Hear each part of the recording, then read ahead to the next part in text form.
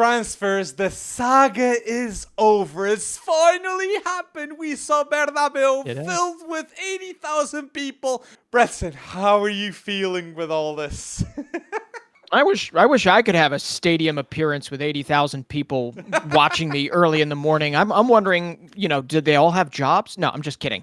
I mean, you have to go and you got to see the new number 9. Mm-hmm. Yeah, but Kylian Mbappé, the Bernabeu, tear to my eye. I mean, it also the worst kept secret known to man over the last year or two, while they tried to feed us these 180s and 360s and these twists and these turns. Kylian Mbappé always had his eye firmly on the prize. When he left PSG, he wanted Real Madrid. Exactly. And it makes you shudder because no matter what we talk about coming up when it comes to Barcelona, I'm just not sure how you vanquish a side that has all of these names. Kylian Mbappé, Jude Bellingham, Aurelien Tchouameni, Eduardo Camavinga, Arda Güler, Vinicius Jr., Rodrigo Gosh. We'll see what happens with him. Antonio Rudiger is still there. I just don't know. I'm missing many. Valverde. But I just don't know how you beat that system, you beat that side with Ancelotti still in tow. Now, the interesting thing I saw was Zinedine Zidane bringing him out, right? To introduce him to the crowd. Now, I don't know if that's kind of like a, see that in the future, but what a spectacle it was. And it's finally, it's great, buddy. It's great to get confirmation. Great to see him start his new chapter. And you obviously wish him the best. For sure. And I want to just answer that's a rumor that you're spreading now to the people. Zidane was there for PR purposes, not PR purposes. The Mbappé road to Real Madrid is with Zinedine Zidane creating a path, making it possible. Yeah. Him having a training when he's 13, 14 years old, training with Cristiano Ronaldo, having that opportunity to say, this is the biggest talent in Clairefontaine, Real Madrid. Yep. This is your dream. Live it. Zidane made that happen for Kylian Mbappé. So I think that's the reason why. And when Ronaldo was presented at Real Madrid, Eusebio was there. Yep. So having Zinedine Zidane there makes sense in terms of the symbolism and the importance of this move. But my highlight of Kylian Mbappé presentation at Real Madrid, my biggest highlight is the way he's speaking Spanish. The fluency. It's his dream. This is a set goal in his mind. Just like I believe Lamine Yamal believes he's going to win the Ballon d'Or one day, being a Barca player, that's what I think Mbappé in his mind was missing. Real Madrid. Because when he's 13, 14, he's dreaming of winning a Ballon d'Or at Real Madrid. And now at the age of 25, there's no more excuses for that to happen. Especially when Real Madrid, the season before he arrives, they won it with Bellingham, Vinicius, Rodrigo, Valverde, with this new core. So Kylian Mbappé must give answers. And I believe in terms of professionalism, Mbappé is impeccable. He knows Spanish, he knows French, obviously, English, but then fluency that he showed with Spanish really surprised me personally. So Mbappé, high expectations. And let's not forget, Kylian Mbappé has already had in the past, not at Real Madrid, in the past, Kylian Mbappé cost PSG 180 million. From Monaco. Now when he signs as a free agent to Barcelona, to Real Madrid, there's no doubt in people's minds he's the most valuable player in football. So those challenges that Florentino Perez is mentioning in the speech, it's the challenge of refusing all the money that was being thrown at him at PSG and him taking financially maybe a step back to go 2, 3, 4, 5 steps forward because he's at Real Madrid and the brand is going to increase, the brand of Kylian Mbappé. Yeah. So. and you said this in kind of a roundabout fashion, and just to kind of sum it up, the fact that he was fluent upon day one showing up at Real Madrid, right? The fact that he was fluent tells you how deep-seated this adventure, this excitement to join the club, how deep-seated this expectation for him to make this next step to Real Madrid, how deep-seated it was and how long it has been, because you don't learn a language overnight. I know, I've tried. It doesn't work. But he has committed himself to this. And that's why that is why I had, you may recall, when we first started talking about Kylian Mbappé, right, to Real Madrid almost 2 years ago now, right? Why my thought process always was too big of a star. He's going to mess up the chemistry. He's going to do this. I think this is part of maybe a shift in Kylian Mbappé potentially to realizing that the power of this group isn't just going to be because Kylian Mbappé is on the pitch. It's going to be in the sum of all parts. And I really hope to see that. But the crazy thing is, Alex, while Kylian Mbappé was figuring out his decision, right, or figuring out a humane exit from PSG, they won 2 Champions League titles, and I don't know. It's really hard to win another, and it's really and Vinicius. Yeah. Those are the 2 that stepped up massively for that to make it happen. True. But let me ask you this, Preston. Cristiano Ronaldo in his first season wearing the number 9, 35 games, 32 goals, 10 assists. Do you think Kylian Mbappé can replicate or improve from these numbers? Yeah, I mean, arguably, for sure. I think he must considering be better the supporting cast. I think that was what I was going to say. I was going to say, I think he has to be. I think he has to be in that. I mean, maybe you could see him kind of not mature, but you could see him morph into something that he kind of already is. But at Real Madrid, you could see him do something like a 25-20 type of scenario, right? But I think he has to go 30 goals or more in the season, based on the expectations on his shoulders, and I don't think it's going to be an issue. I think, Mbappé first season top goal scorer of Real Madrid. It cannot be Vinicius. It cannot be Rodrigo. He's wearing the number 9. Expectations. La Liga top goal scorer. Well, yeah, that must be the case. Yes. Well, no. Come on. I was thinking about Barca and Lewandowski, but no. Yes, Vinicius, Jude, and Kylian Mbappé.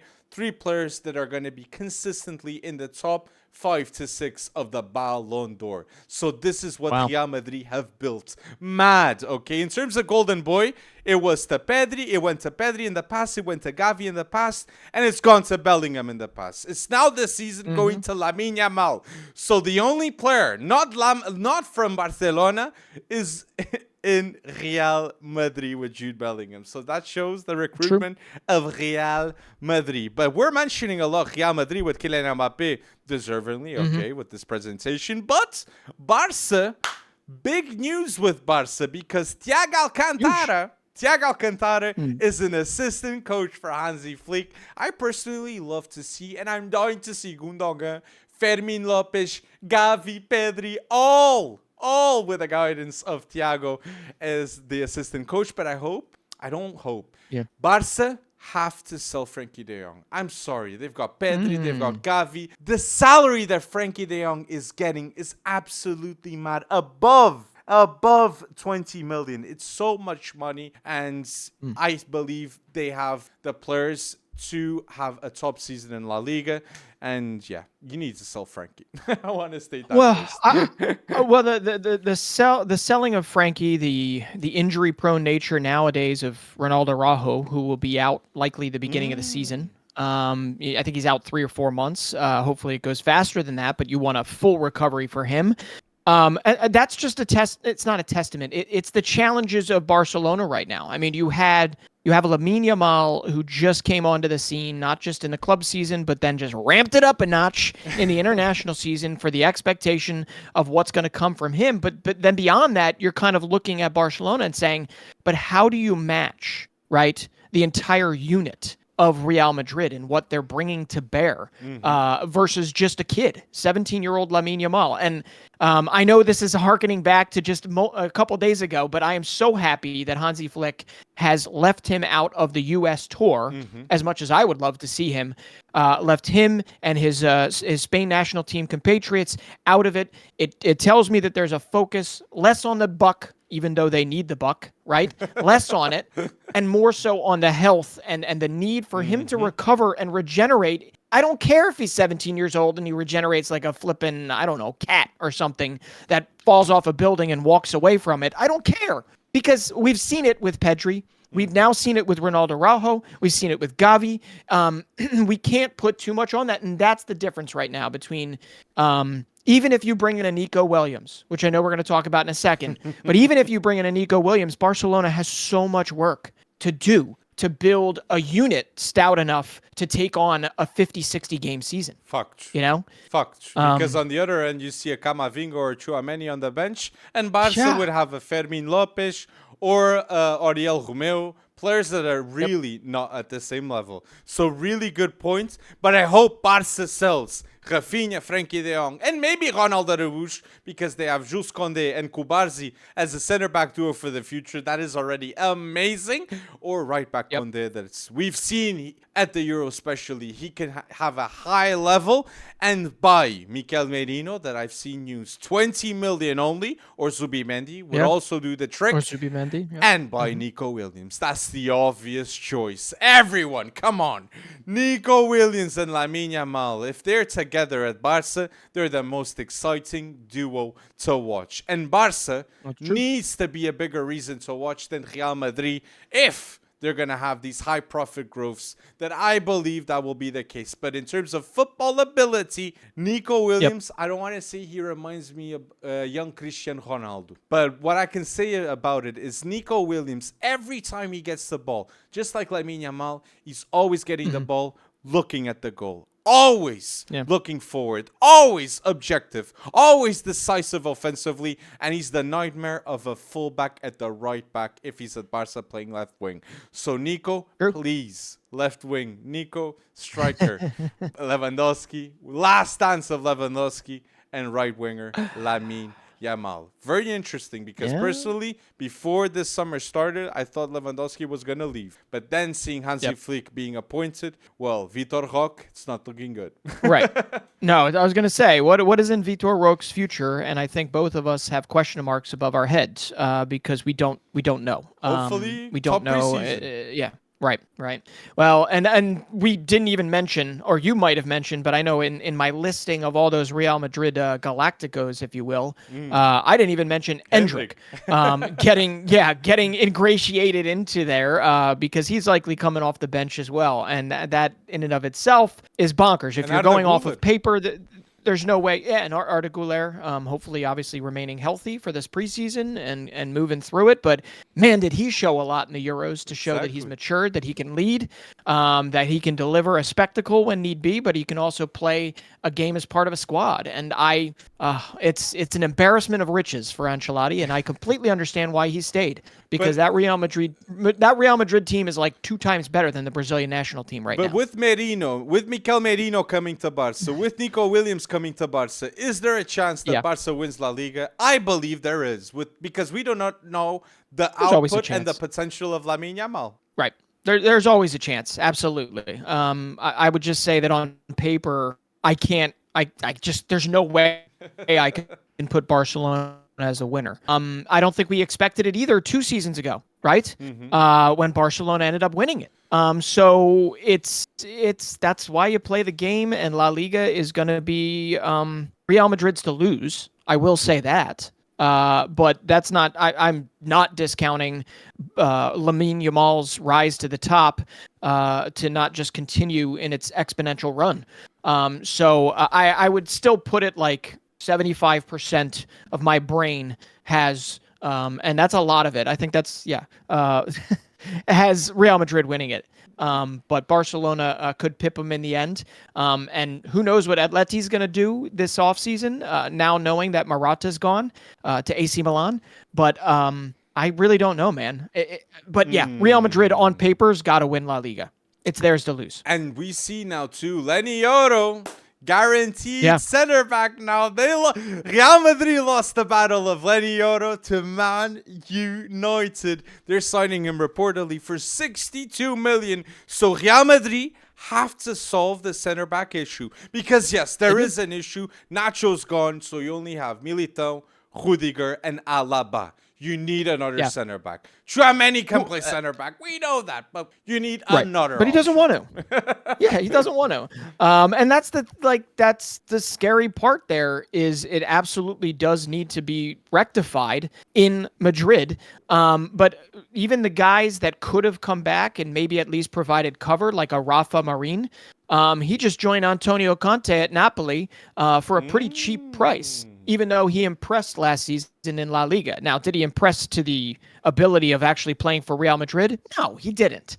But he was certainly somebody that could have provided cover until they figure that out. And I can't put Alaba in even that list of people that are healthy enough to kind of provide. I mean, he's had major injury issues the last few seasons. So you're right. I mean, for them to lose Leny Yoro, do they need Leny Yoro right now?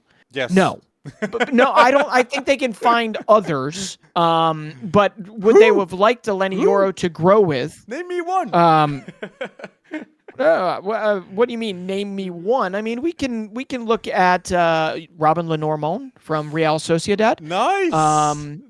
That would be one. Okay. Poor Real Sociedad in all of this, likely getting built for Marino for all these. With Leny Yoro going to Man United, Calafiori, Bastoni is way too expensive.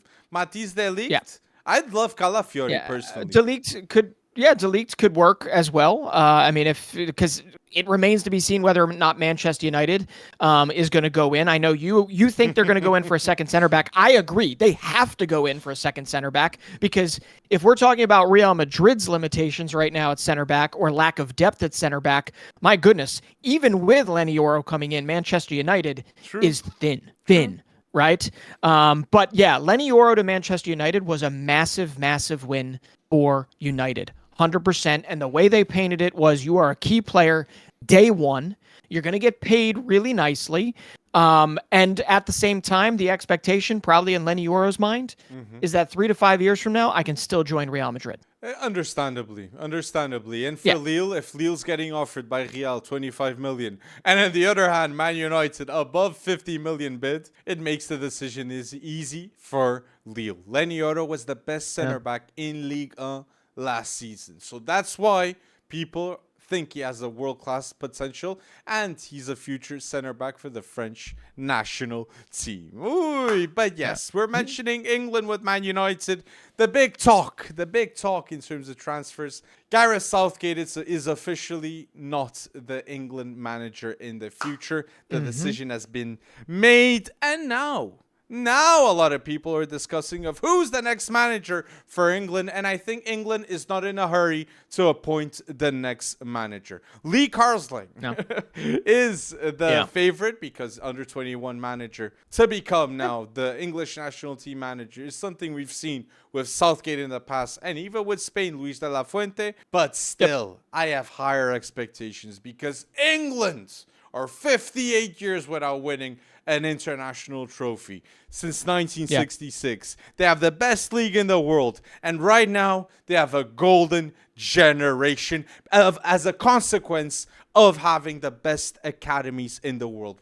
There was a lot of money invested in terms of academies in England. Man City, Chelsea, Arsenal was already top. But now we're seeing the dividends. And this is a golden generation that has to be coached by a top-class manager. My decision would be Thomas Tuchel. And I think Thomas Tuchel would want to coach this England national team. Tuchel has a better record as a manager than Potter, than Eddie Howe, than any English manager possible. So I'd appoint Thomas Tuchel because I really believe he'd want to be a successful manager with England.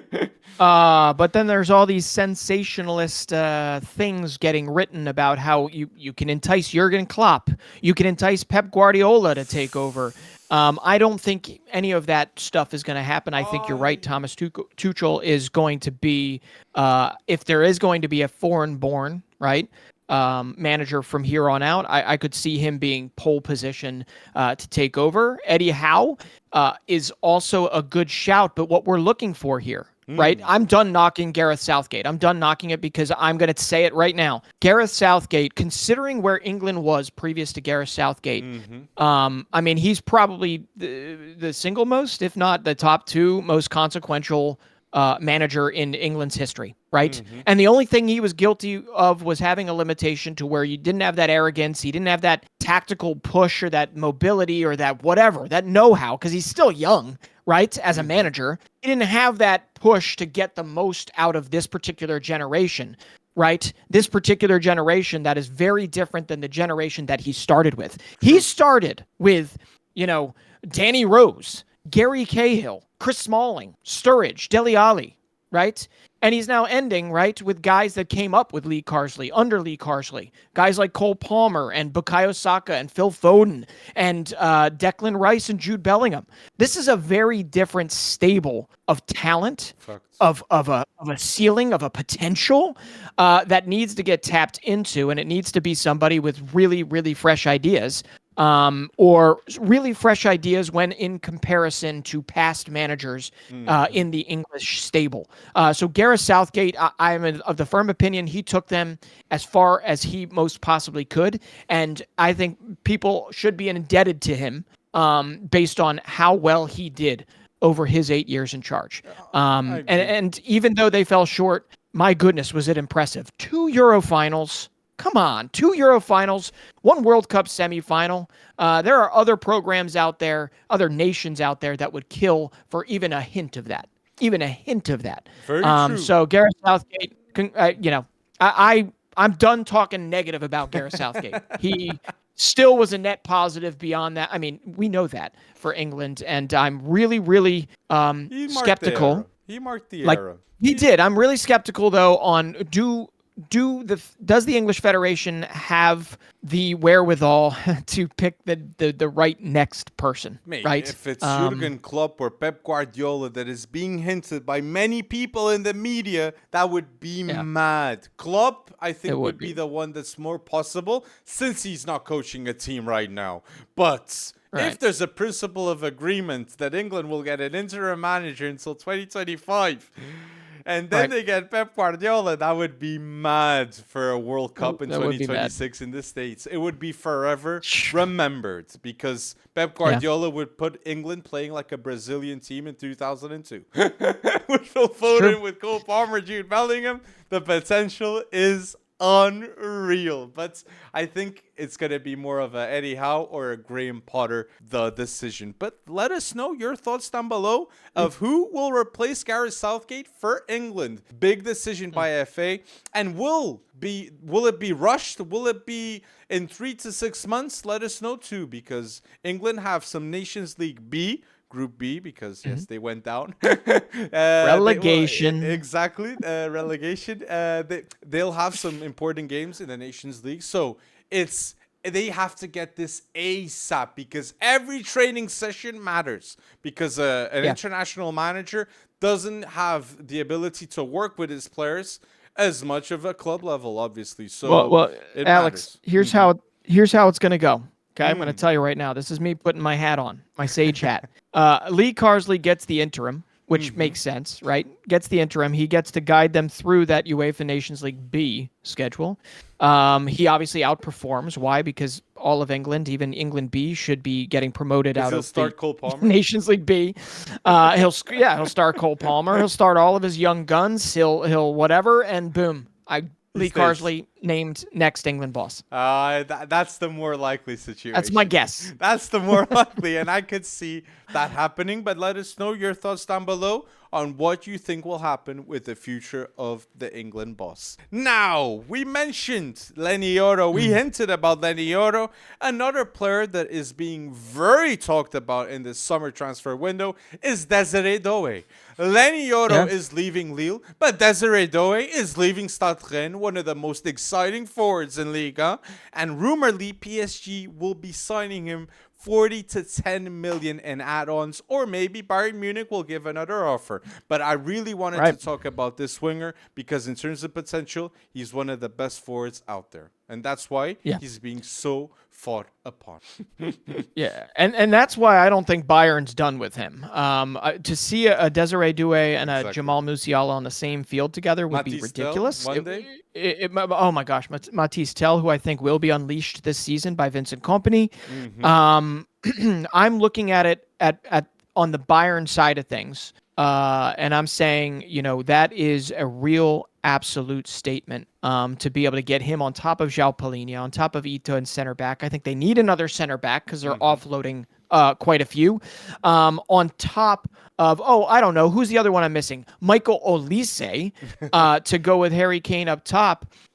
It's a true understanding of the position that they're in, the pedestal that they want to get back to, while Bayer Leverkusen have also rated or will also have already rated Stade Rennais for Balokian at center back, but they might unload Jonathan Tah, and they've held on to their core, but Xabi Alonso hasn't done much by way of actually reconfiguring or tinkering there. So I think Leverkusen needs to catch up because Bayern, even with them bringing in Doué, Bayern is really sending a shot across the bow like, we are not going down easy. We want another 11 years at the top. And Andrea Natali, true, which I know it's very early for me to talk about him as a center back, but he was one of the best center backs in the Euro under 17.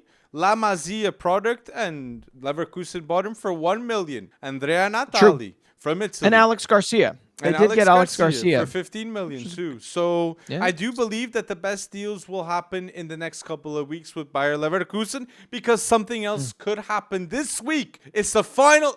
Jeremy Frimpong, it's the last week of his release clause being of the number of 40 to 45 million. And Jeremy Frimpong was one of the best right wing backs last season, no doubt in my mind. And if a team signs him for 40 to 45 million, I think is worth the price most definitely. So Liverpool without in their slot, City maybe. There are teams that would definitely have a player like him and play good football. Arsenal, no. Return him. They play 4 at the back.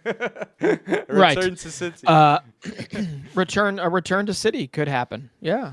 Why not? I mean, and if I'm I don't know what United is planning on doing with Wan-Bissaka or Dalot. Dalot stays. But I know that. Yeah. Wan-Bissaka, Dalot stays. I don't right. know. Wan-Bissaka might leave though. Right. Wan-Bissaka might leave, which I think is a little too right. He might go back to Palace. But yeah, that Jeremy Frimpong, I think it's almost a blessing in disguise that he didn't fully get a chance to break out in the Euros, because I think his release clause might actually skate under the radar, and I think Leverkusen retains him for another season. I'd love that. I think they do, and you know what? If I'm him, why not? Yep. I'm playing free. I'm playing as one of the massive focal points of Xabi Alonso's strategy. Exactly. I just came off a beautiful season. I've got Champions League ball in my future. Why would I leave? I can be back-to-back champion in the Bundesliga with a team that had never won the Bundesliga in the past. You'll become a legend. Right. Absolutely. And there's still that chip on their shoulder where they fell short in the Europa League. Exactly. They fell short. So they want that international glory too, and they didn't get it. So, I mean, if you're looking at a challenge up ahead while getting, well compensated and well loved, Jeremy Frimpong really has no real reason to leave except for money. Well said. Well said. I agree with what you said because, in terms of magnitude and challenge, maybe he wants to be challenged. But I do agree that it would be a sensible decision for him to stay a second season with Xabi Alonso, because Xabi Alonso is the best manager he could have possibly, Jeremy Frimpong. I think so. I believe that should be in his mind. I think Grimaldo agrees with me, because Grimaldo, I'd never seen Grimaldo playing the way he did last season. That was mad. And the last player I'm gonna say in transfers on my end. Look, here in Portugal, transfers is João Neves right now in terms of the news. João Neves this, João Neves that. I would love João Neves to stay at Benfica another season. Having the privilege to go watch João Neves Benfica play in the Champions League and watch him playing with Benfica, I would love that to be the case. But if an offer of more than 90 million comes through, I think Benfica should sell. Benfica right now, in the news, CNN Portugal, they're stating that João Neves, PSG bid 75 million plus 15 million for João Neves.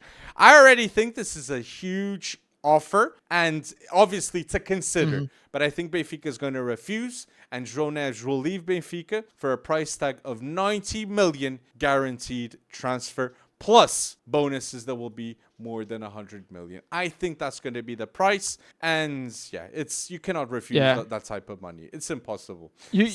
You can't, but what tells me that they're probably not going to get a deal like that over the line is kind of their transfer targets so far. Roger Schmidt has brought in Jean-Nicolas Best, who nothing Yes. against him. I mean, he was phenomenal for Heidenheim. Heidenheim was actually very good last season in the Bundesliga, middle of the road, but much higher than expected, and he was the best of them, just to use his last name as well. But then to bring in kind of a shrewd, I love these types of signings, low money signings. Evangelos Pavlidis, up top. You're looking at it and you're like, do they not expect to have the money in the coffers? Do they not have enough right now as it stands to go out and buy somebody, or is it just kind of we still believe in Marcus Leonardo panning out or whatever? But it tells me that maybe the João Neves market, maybe he'll be there another season. And it'll heat up again once he balls out once Silva again this will season. stay another season, but João Neves is very, very You think hard. it's gone? I think, and to be fair, like Luis Enrique, the best signing possible he can have is João Neves, because a double pivot of Vitinha and João Neves will be phenomenal to watch. Definitely going to dominate Liga, as they usually do. And in the Champions League, it will give him a real chance. And let's not forget Fabian Ruiz, that had a phenomenal Euros. So João Neves, Vitinha, Fabian Ruiz, that's an exciting midfield to watch. PSG next season. Oh, Warren Zaire-Emery. Forget it. Yeah. Forgot about him. Fabian Ruiz is Warren Zaire-Emery. So it'd be João Neves, Vitinha, and Warren Zaire-Emery. WZE. Oh, the last thing that I want to bring up here, it's early stages. It's early July. But it feels like at this time already, last summer, Chelsea had already delivered $1 billion, right, to various players. Not that many, but like 450 million euros for sure, to various players. And that could be why there is some just weird, I feel like it's like a collection that's going on right now. So players brought in so far. We've got Willian Esteval. Obviously, he's not showing up, just like Kendry Paez, until next season, right? Earliest. Till next season. Kendry Paez, Willian Esteval, they bought lottery tickets in them, hoping they pan out in the future. But the right nows, right? Because there are very clear concerns, correct? With the Chelsea squad right now. The right nows that they've brought in so far all seem like collections to me, and not guys that are necessarily going to be playing any sort of a role near that top, that 18 even. You've got Renato Vega, nothing against him, but I don't necessarily look at him as a starting Premier League player just yet. Tosin, who started for Fulham when there were injuries in Fulham's center back, and they plucked him from, City Football Group, and then he bounced around, and now he's at, was at Fulham. Mark Gui, right? Who clearly they let go for what, 6-8 million euros? I know there's a buyback clause in there, I'm sure somewhere, but is he going to take over at the top from Nico Jackson? I don't think so, but there is a little depth there, but unproven depth. And then Amari Kellyman, who's 18 years old, barely even played for Aston Villa. I'm looking, there are no real right nows except for Kiernan Dewsbury Hall, who helped Leicester City get promoted, and he spent 30 million plus on him. And I know Enzo Maresca likes him, but at the same time, I don't think that's the caliber of player that most Chelsea players are looking at and saying, if I'm going to spend 200 million euros early on in the season, or 100 million euros early on in the silly season, let's go get Kiernan Dewsbury Hall. And now watch him be phenomenal for Chelsea this season. Is going to ball out with Maresca. Ball out. I hope you're right. An athlete that can play left center back and defensive mid. I watched him at Sporting early days, 4 or 5 years ago. Yeah, I know, but he also, he's coming from a very tough environment at Basel, right? And if he pans out, that's wonderful. All right. But if he pans out, that's absolutely wonderful. Now, with all that said, if what I thought was going to happen isn't actually going to happen, which is what's his name will not be deterred, Todd Bowley and his front office staff will not be deterred, and they will go out and spend even more and even more and even more, and the first team players are coming, that's fine, I guess. But also what there might be a small chance of, restraint here. Because if you look at who they've already secured, and you look at the insanity of what happened last season, they had a lot of injuries as well. If you look at all that, maybe there is actually restraint being shown here, Alex. It's early, But maybe there's restraint because they realize they've already got Cole Palmer broken through. They've already got Christopher Nkunku, who obviously can be a world-class talent if he's flipping healthy. They've got guys like Wesley Fofana and Benoit Badiashile and all of these. Levi Colville. Who's the young kid? Yeah, Levi Colville. They've got all these guys already under wraps. Now you just got to keep them healthy, and you got to get them to actually form a team. And I know what just happened might throw a little bit of a wrench into that whole situation. But maybe there is a sign of restraint here solely because the personnel is there to lead them higher than they were at least last season. But I don't yet understand what the expectation is. And I'd love for Chelsea fans to tell me, what is your expectation for your club this season? And what are your most blatant needs for the right now? Because as of right now, we're going to have predictions, Preston. We're going to have Premier League predictions before the season starts. And I'm going to have Chelsea top 4, maybe. Maybe. Really? Maybe. Well, I love Enzo Maresca. And I think tactically, Chelsea are going to be much better than they were with Mauricio Pochettino. And players like Renato Veiga, personally, I like that transfer move. But Yusuf Hall, that's the one I'm a bit... or 18 million for Kellyman. And Estevão too. I believe that when Chelsea signed William Estevão and Kendry Paez are two of the top 5 most talented South American wonder kids. Definitely. And I believe Nori Madueke could be balling out at right wing, but I really believe William Estevão arrives next season, he starts. Because he's one of the most talented right wingers in the world of football. Yes, Lamine Yamal is the number 1, but William Estevão could one day be competing in that scenario of right wingers. You could. And buying that lottery ticket, I don't know how much it was between the two of them, 60. But 50 million easy, 60 million between the two of them. Those lottery tickets, they'll be able to cash in the future. Both 80, right. So 60 Messinho and 20 Kendry Paez. Which 20 for Kendry Paez is quite a good deal in my opinion. Oh yeah, that's why you buy early. He's not even going to put on a Chelsea shirt for a good while longer. But I think that the signing of the season for Chelsea might not even be a signing from this season. It might wind up being Romeo Lavia if they can get him healthy. Every one of these names that I have thrown out there, Alex, have had struggles with fitness, have had struggles with injuries, long-term injuries. And if they can actually get their ish together and get this squad healthy that they have collected over these past 2 seasons for, transfer windows, I agree with you. Chelsea could be top 4.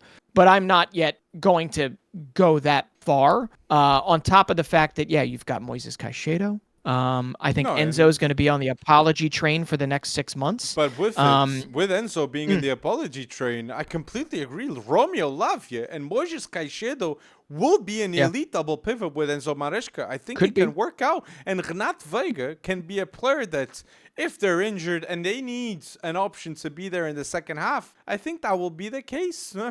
Do not forget that Calafiori played for Basel too when no one knew about him. And scouts at Chelsea, they're being really well paid to make these bold decisions to sign players before everyone knows. So you think more spending is ahead? I think you think bigger names are ahead. I think one striker. Definitely, I think Chelsea are going to spend for a big striker, which the favorite is Victor Osimhen to be it. I think Chelsea will, with Victor Osimhen, Nico Jackson, and Mark Guehi as third striker. I think they can go at the start of the season and be very optimistic that they're gonna have strikers that score more than 20 goals. So they got 100 million in the coffers from selling off formally Ian Maatsen, Omari Hutchinson to Ipswich Town. Has he been sold? Right? Not yet, but they did get 33 plus from Lewis Hall for Newcastle. Ian Maatsen went for 40, and Omari Hutchinson. So right now, dare I say it, the books are balanced, at least as far as this transfer window will be sold. Calls. Let's see to who, and it will not be a high price tag, but the salaries are definitely not something that Chelsea wants to have in their books. So Napoli is the favorite now with Antonio Conte to sign Lukaku. So interesting enough, switcheroo. Victor Osimhen Chelsea, Romelu Lukaku go to Napoli. I think that could be the deal. But any transfer you really wanted to mention, Bretson, too, here at the end? Well, we talked about Leny Yoro. I think kind of under the radar. It's been great. We've watched Joshua Zirkzee pop around at Anderlecht. It was great when he found a home at Bologna. Do I think his price tag was a little steep for Manchester United? Sure, but at the same time, do I think? Yeah. Do I think Joshua Zirkzee and Rasmus Winter-Holland both brought their chops up, right, to snuff. Both got more on the radar when they moved to Serie A. I think they're going to form and score quite a few goals between the two of them. So really, it's more of like a congratulatory for Zirkzee because he was always looking for a home after he left Bayern. Well said. And I think he's found it. And I think Ten Hag rates him highly. So it's going to be really interesting to see how him and Højlund share time or create a there's versatility between them, but how they create amongst themselves from here on out. Because I'm expecting big things from Højlund this year. I agree. I think Rasmus Winter-Højlund and Joshua Zirkzee, in certain circumstances, they can play together. But in terms of competition, that's what they needed because Martial was not making the goals for Rasmus Winter-Højlund to be like, I could lose my spot. Joshua Zirkzee is just that. When you have Ruud van Nistelrooy, a former Dutchman, legend, guiding them as an assistant coach. So if Man United start the season with De Ligt announced, with Leny Yoro next to him, Joshua Zirkzee has been confirmed, and Jeremy Frimpong at the right wing back with Aliouk Dalot, that would be an elite start of the season for Man United fans in terms of hype. Kobe Maino, and I do believe another double pivot will come too. So a new structure, big moves are happening, and let's see, Sir Jim Ratcliffe, he might be the right man leading the way. But let us know down below, what are your thoughts about transfers? Man United, Mbappé versus Barcelona, Nico Williams if he's going to Barca. Let us know the transfers that you think will be happening. Any transfer we did not mention, put down below so we can talk about it in future transfer videos this summer. Because yes, the summer transfer window just started, okay, after the Euros now. Thank you so much for listening until now here at FC Wonder Kid. Like this video if you're listening until now, and thank you for going bold, people.